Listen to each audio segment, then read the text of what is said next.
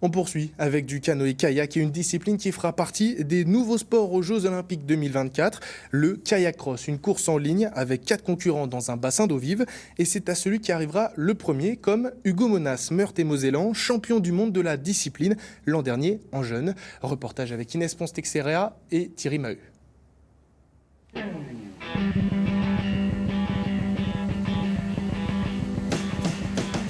Il a fait le grand saut il y a 2 ans. Hugo Monas ne se bat plus contre le chronomètre, mais contre des adversaires. Dans une discipline apparue en 2015, le slalom extrême, désormais appelé le kayak cross. Une épreuve qui fera son apparition aux Jeux Olympiques 2024 à Paris. Ça va souvent ressembler à tout ce qui est ski et snowboard extrême, où on va être à 4 compétiteurs. On va partir d'une rampe, ça va faire environ 2-3 mètres de saut pour la plupart du temps. On va avoir pareil un parcours comme en slalom. Et les balises sur le parcours ont d'autres significations. Les vertes permettent de guider la descente. Les kayakistes doivent remonter le courant lorsqu'ils passent les rouges. Et enfin, sous les balises jaunes, ils réalisent un esquimotage, basculer le bateau, la tête à l'envers, une variante du kayak pour tenter de moderniser la discipline. Déjà, on est 4, donc on va pouvoir aller un petit peu au contact direct avec nos concurrents qui sont dans la poule. Et ça va rajouter pas mal de complexité à la chose parce qu'on va vite pouvoir sortir du parcours à cause des autres. Et aussi la bascule où on peut perdre beaucoup de temps et vite se retrouver déboussolé à la sortie. Un sport qui demande énormément de puissance dans les bras, les abdos et tout le haut du corps.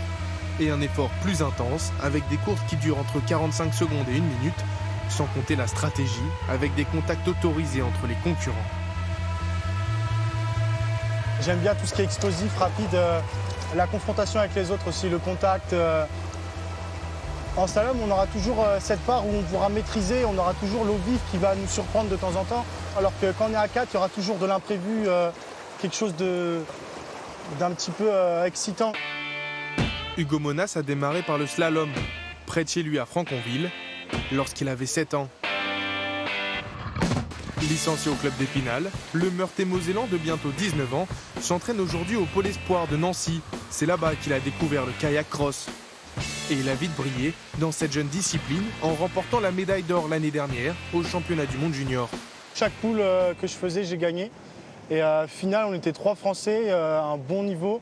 Et c'était vraiment inattendu, mais c'était une belle victoire et des beaux moments avec des belles émotions.